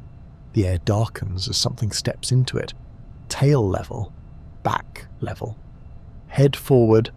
The economy of a machine built to do one thing elegantly for a very long time. It doesn't sprint. It materializes where the math says it should. That's the part the myths keep missing. Dragging is for the dead. and ridiculous speeds are for stories that don't have to heal. The real animal balanced on a knife made of time, and the tail was the hand that held the blade steady. In the museum gift shop, the amber glows like trapped sunrise, honey with a heartbeat. Inside, a gnat is forever drowning, legs splayed, wings lacquered mid-buzz. You can almost hear the sales pitch. Crack it open, harvest the blood, resurrect a nightmare. It's such a neat little fairy tale that you can forgive it for being chemically impossible. Amber is a coffin for gestures, not genomes. It embalms shape, spines, hairs, pollen, a mosquito's last bad idea, but it does not keep the Library of Life legible. The books are there, yes, but the ink has melted, the pages are fused, and the flood came 66 million years ago. DNA is not a fossil, it's a fruit fly with rent due. The molecule decays on a schedule so reliable you could set a doomsday clock by it. Water shears it, heat bullies it, oxygen vandalizes it. The bases themselves defect. Cytosine mutates to uracil like a traitor wearing a friendly face. Bonds snap, strands split, the helix becomes confetti. Even in the dark, even under ideal conditions, the half-lives stack like bad news. A few hundred years and the long sentences have become lurching fragments. Hundreds of thousands and you're down to phrases. 1 million plus, and you're squinting at punctuation. The oldest readable DNA on record belongs to creatures that died yesterday by geological standards. Mammoths, mastodons, plants in frozen dirt, measured in hundreds of thousands or a couple million years at best. Dinosaurs are 30, 40, 60 times farther back. The math doesn't flinch just because you want it to. But amber is special, the story insists, stroking the golden stone like a magic lamp. Amber is special the way glass is special. It preserves shape in glorious, scandalous detail. You can count barbs on a feather and pollen grains in a beetle's armpit. What you cannot do, no matter how cinematic your soundtrack, is pipette a genome out of it. The resin that entombs the insect cooks over deep time, polymerizing into a plastic with opinions. It bakes, it shrinks, it scalds whatever it holds. Sometimes, long after burial, water sneaks in through microfractures and brings modern microbes with keys to every lock. When scientists have claimed ancient DNA from amber, contamination usually steps out of the shadows wearing a grin. A few dramatic announcements in the 1990s died the way dramatic announcements often do, quietly under the fluorescent lights of a different lab, even when blood turns up. Because yes, once in a blue moon you find a mosquito fossil with iron residues that look suspiciously like the ghost of a meal, you don't get a barcode. Hemoglobin's iron can linger like rust stains on geology, but the nucleic acid that carried the instructions for a dinosaur's every breath is gone. Blood is a delivery truck, not a vault. Imagine what cloning would actually require. First, a whole genome, not bits, not crumbs, but a complete instruction set, unreduced to a crossword puzzle, then a compatible cell to host it, with the right molecular choreography to recognize and read all those ancient switches. You need an egg, enucleated, from a living relative close enough to understand the old software. You need a uterus or a shell and a uterus's worth of timing to grow the thing. Now ask the obvious uncomfortable question. Whose womb? Whose egg? Birds are the only living dinosaurs, but an emu is as close to a non-avian dinosaur as you are to a trilobite. You cannot boot a 66 million-year-old operating system on modern hardware that shares only the family name and vibes. Fine, we'll brute force it, says the techno-optimist in your head. We'll shotgun sequence the fragments and assemble them against a scaffold from birds and crocodiles. That's adorable.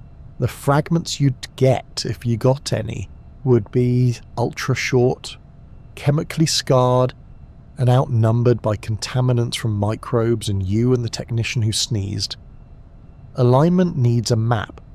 You have at best two distant cousins whose genomes drifted for tens of millions of years on diverging currents. Between them and your missing reptile are whole chapters rewritten, paragraphs inverted, miles of repetitive DNA that can't be positioned without context. You're not solving a jigsaw puzzle. You're reconstructing an encyclopedia from ashes and two unrelated dictionaries. The monster you could build from that would not be a dinosaur. It would be a hypothesis with feathers and court dates. There is a quieter, darker truth living under the microscope. Sometimes tissue survives, not DNA, but the architecture it once threaded. In a few rare fossils, blood vessel shapes, cell outlines, even cartilage textures linger as geochemical sculptures. Mineral shadows of vanished parts. Proteins, the stubborn cross-thinking kind like collagen, have coughed up whispers in exceptional bones. Melanosomes, pigment packets, have kept their shapes long enough to guess at colour. Banded tails, glossy sheens, patterns a crow would understand. These are receipts, not resurrection. They let us paint the animal with more honesty and less nostalgia. They do not let us bring it to your backyard. If you're desperate to play God, truth offers you humbler toys. De-extinction is a word crowded with caveats. But if you must meddle with something that still has a genome worth reading.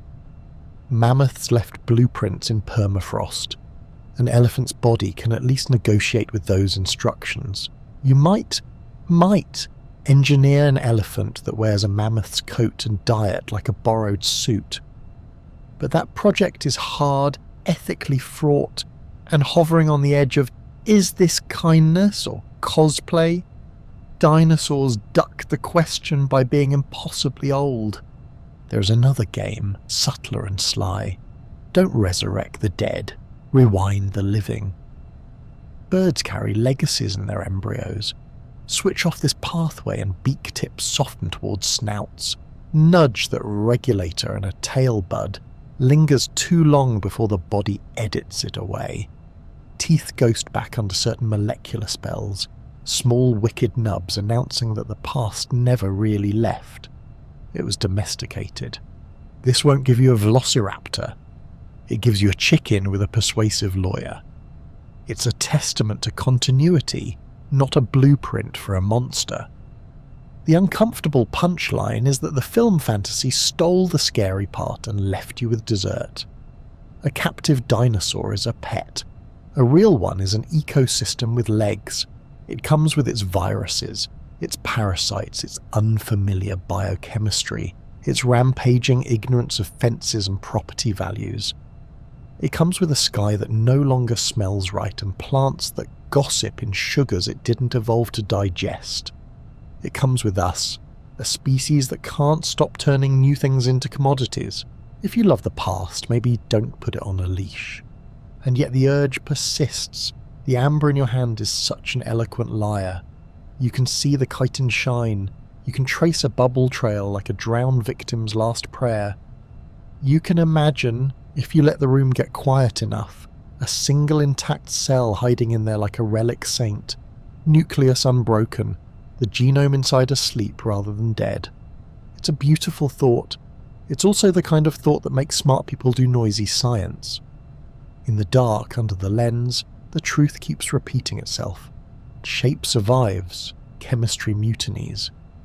What we can resurrect are stories, colours, behaviours, gaits, sounds, built from physics and fragments and the sins of erosion. What we can hold is a feather trapped in amber, black as oil and banded like a secret. What we cannot do is ask it to sing.